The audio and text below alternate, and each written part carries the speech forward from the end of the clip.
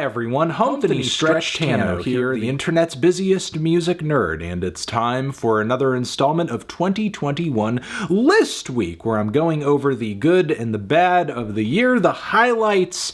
In this video, it is my top 50 singles of the year, going over those single tracks that I thought were amazing. Again, it's 50. They're all listed down below in no particular order, so you can check the songs out for yourselves. Because this is so many tracks, I'm going to speed through the first half of the list pretty quickly, and then as we near the top, go into a bit more detail. So let's begin. At number 50, we have Weezer, All My Favorite Songs, the fun and melancholy little hit that they had off of their latest full-length LP. Then we have Doja Cat, Kiss Me More, with SZA. 48, it's Jid and Denzel Curry with the Bruuuh remix. 47, Pop Smoke with AP. At 46, it is Pussy Riot and Dorian Electra's insane and abrasive banger Toxic, followed by Tokischa and Rosalia at 45 with Linda. 44, it is Amber Mark's luxurious bop Foreign Things. At 43, it is Black Country New Road's instrumentally intriguing Concorde. 42, Yola's country soul fusion motivational anthem Diamond Studded Shoes. 41, it's Slow Tie and A$AP Rocky with the wonderful banger Maza. And closing out the 40s, we have Lil Texas with Louder. Hardcore is back with a vengeance, and it's sounding nastier than ever. Of course, I mean hardcore in an electronic music context. Alright, 39, it is TK Maidza with Baby Tate teaming up for Kim. Bitch, I'm Kim. Bitch, I'm Kim. Bitch, I'm Kim. Bitch, I'm Kim. Then at 38, it's Meridian Brothers teaming up with Conjunto Media Luna for the song La Secta, which is just nothing but straight fiery accordion solos left and right. 37, it's CupcakKe, Moonwalk. Nobody does dick bars like CupcakKe, nobody. Silk Sonic, Smoking Out the Window at 36. At 35, it's Legend, with two legends teaming up, Alice Glass and Alice Longyu Gao. That track is out of this world. Then at 34, proof that even the extras, the leftovers from the latest Jessie Ware record were amazing. Hot and Heavy from Jessie Ware from the, deluxe edition of her latest LP. 33, it is an indie rock pop punk rager Illuminati hotties. Pool hoppin', window shopping. 32, it is Magdalena Bay's You Lose with its amazing video game influenced production. Then at 31, one of the biggest bops of the year, certainly a huge one on TikTok, that is Baby No Money and Rich Brian's Edamame. Then to close out the 30s, it is Japanese Breakfast with Be Sweet to Me Baby. Loving the grooves, the pristine production, and also the 80s throwback aesthetics on that track. Really great one overall. At 29, we have Zach Fox's wonderful and hilarious Fuck Around and Find Out. And at 28, it is Wet Leg with Shay's Lounge, one of the best and most versatile post-punk records of the year. Caro Benito at 27 with The Princess and the Clock, and we round out the first half of our list with Rico Nasty and Flo Milli with the amazing throwback banger Money. Boom! Here we are in the top half of our list, starting at 25 with Kieran J. Callanan, Dumb Enough, a rockin' ballad with great vocals, jangly guitars, and lyrics all about learning from your mistakes and growing as a person. At 24, we have All Too Well, Taylor Swift's 10-minute version of her, original track from Red, the breakup meditation she dropped on that record. But the 10-minute version with the extended lyrics and the more detail about the breakup of the relationship. I think it's a testament to Taylor's songwriting ability that she could do a song this long and pack it with so much fire and passion. At 23, it is Lone Star, the song off Twin Shadow's latest record that certainly helped a little bit in ska having a breath of fresh air in 2021. 22, it is Porter Robinson with Musician. The wonderful, sparkling, chipper reflection on his talents, on his ability to continue as a musician in the public sphere, pursue it as a career, his passion and love of music as an art form and musicianship as his path. And at 21, we have Arca with the song Madre. I mean, Arca has come out with a lot of material in 2021, especially with all of the Kick records that dropped this year and all the singles that came from those records. records. But as far as singles go, Madre is really the track that stopped me in my tracks and grabbed my attention and stuck with me the most at the end of the year, as this is such a long, beautiful, passionate, operatic track. With number 20, we have Made of Gold, the latest single from duo Ibeyi. This thing is groovy, it's mystical, it's gorgeous, and frankly has me very excited for the new full-length LP. With number 19, it is Sufjan Stevens and Angelo De Augustine with Sumerian Shade, not only a beautiful folk ballad, but also a track that lyrically reflects on the problematic nature of the Buffalo Bill character from Silence of the Lambs, which sort of, falls in line with the movie-centric stories and themes from their latest LP, as all the songs on that record are inspired by films they watched together. At number 18, it is a postmodern, futuristic, insane fusion of rock, soul, hip-hop, and more on Injury Reserve's Knees. Not only is the track groundbreaking instrumentally, but also features an appearance from late member Stepa J. Groggs, and presenting him on the track in this way, posthumously, helps the track function as a eulogy too. At number 17, I was blown away emotionally by Rina Sawayama's new rendition of her song Chosen Family with Elton John in the cut, the additional instrumentation, the pianos, and how far Rina has come vocally since like her early EP stuff, and how she ties in with Elton John on this track just makes it an immaculate and emotionally potent listen. I love it. At number 16, it is a fun, proggy, nerdy cut from Richard Dawson and Circle on the song Lily. Love the riffs on this one, love the group vocals, love the winding song structure, love the falsettos. Really a wonderful track overall. Number 15, it is one of my favorite pop rock cuts of the year. That is Bleachers. How Dare You Want More. Love this track. How dare you want more? When Jack Antonoff makes a hit, god damn it, he makes a hit. Number 14, also a hit, a major hit. A wonderful cut, a fusion of pop and rap and flamenco music as well. We have Lil Nas X's Montero. Love this cut instrumentally. Love the hook, love the vocals, love what he says about himself, personally on this one as well. I think this song and this album cycle for him was really a metamorphosis point that it's going to be interesting to see how he follows it up. But, this song is certainly one of the most major markers in this era for him, that and Industry, baby.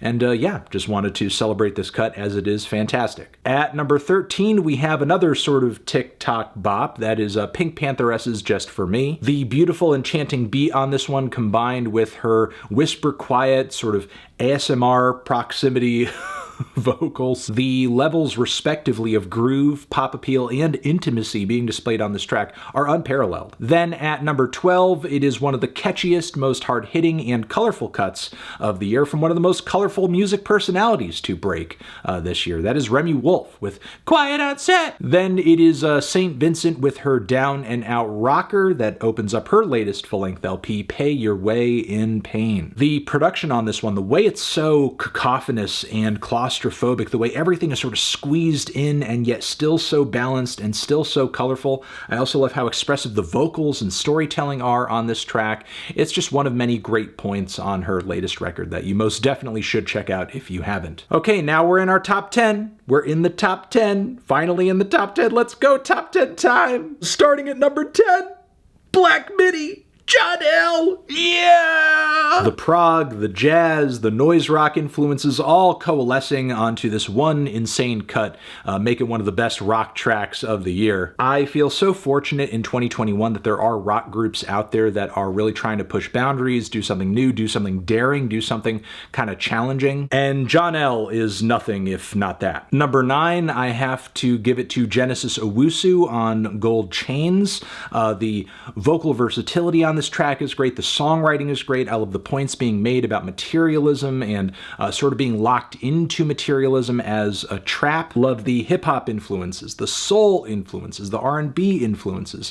The effects and production are all wonderful on this song. This track and so many tracks off of his latest full-length record, his breakout record, Smiling with No Teeth, are going to make Genesis an artist to watch over the next few years. If he's starting off sounding this good, my God, where he's going to be in 5 years will be incredible. At number 8, it is JPEGMAFIA with Hazard Duty Pay.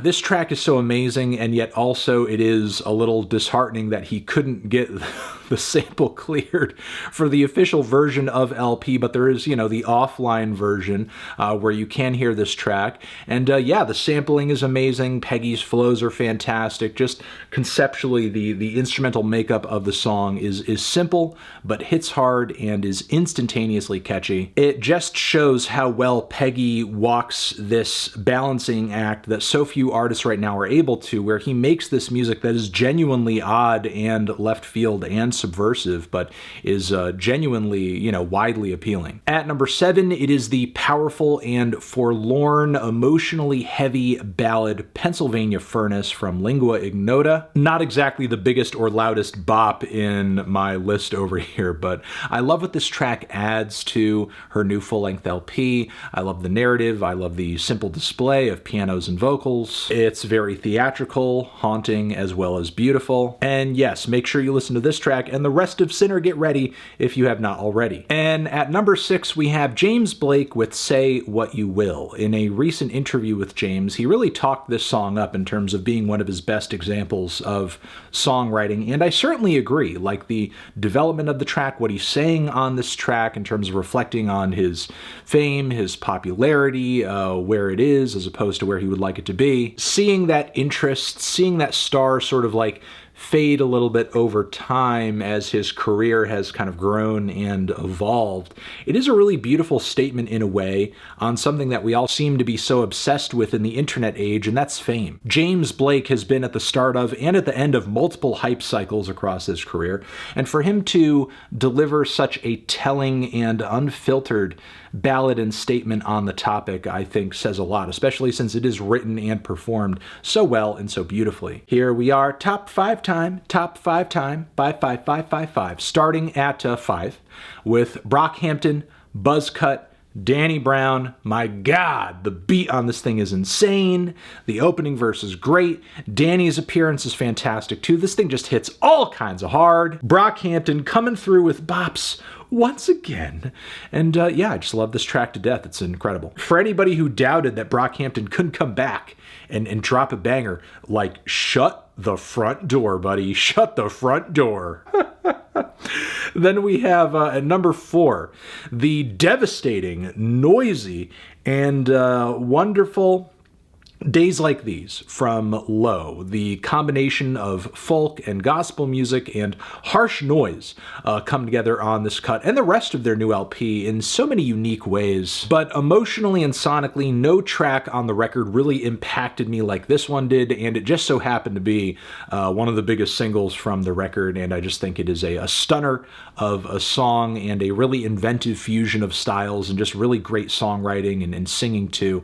Love that Low is killing it after all of these years and continuing to push forward and just do new stuff. Number 3, it is Sharon Van Etten and Angel Olsen teaming up for their little one-off single, Like I Used To. I honestly have no idea, no earthly idea as to what kind of drove these two to, you know, team up for one single, powerful, rock Americana-ish anthem, but it's amazing. The production is huge. The way their vocals tie together is great too. The immensity of this track really kind of throws me back to some of the biggest rock ballads of the 80s and the 90s, but they do it so goddamn well. I can't tell you how many times I've spun this track and how desperate it's made me for the potential of, you know, another Angel Olsen and Sharon Van Etten song, EP, maybe an album, something, because I mean, goddamn, they come together on this one track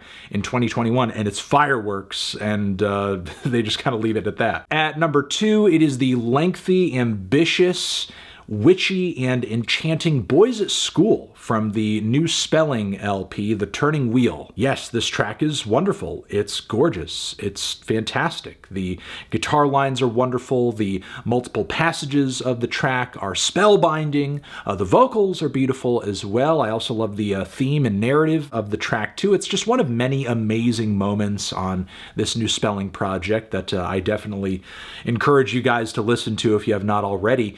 And yeah, just a wonderful cut overall. I just love how robust and satisfying and epic it is. And yeah, Just can't say enough positive things about it. Boys at School. And here we go. This leaves us at our number one spot. My number one single of the year is Introvert. Lil Simz. Introvert. Killer cut. Amazing cut. Epic cut. Really the most epic hip-hop song of the year. I think undoubtedly. Like, between Simz' vocals, the inspirational lyrics that she goes through on this track, combined with the theatrical group vocals and the outro and the strings and the wonderful production, my God, it's just like an immense statement. You know, it really says something that Lil Simz went to drop her new record with this song on it in the same week that Kanye dropped Donda and Drake dropped CLB. And if you were paying attention and you were in the know, it was pretty much a wash. Like, those two records stood no competition, artistically speaking, to what Lil Simz did on her latest LP.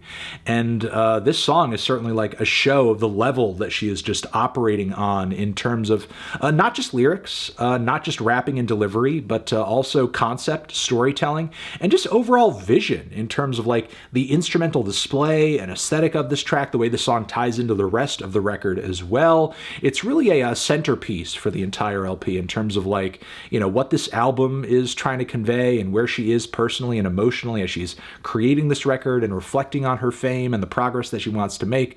It's really just an immense, incredible cut. The most powerful hip-hop song of the year, the most powerful song of the year. I think I can leave it at that. And yeah, that's my number one. No bullshit. That is my number one. Lil Simz, Introvert. Incredible song, incredible record. And that's my top 50. Thank you very much for watching. Hopefully you got some good recommendations out of this video. Remember, all the songs I talked about here are linked down below, so you could find them, look them up, and check them out for yourself. I love you very much. Mwah. I appreciate you watching all my lists. And yeah, let me know what some of your songs are of the year, your top 10 songs of the year in the comments. Yeah, I'll see you in the next one. Transition, have you given any of these songs a listen? Did you love them? Did you hate them? What would you rate them? You're the best, you're the best. What should I review next? Hit the like if you like. Please subscribe and please don't cry. Hit the bell as well. Over here next to my head, it's another video that you can check out. Hit that up or the link to subscribe to the channel. Anthony Fantano, singles forever.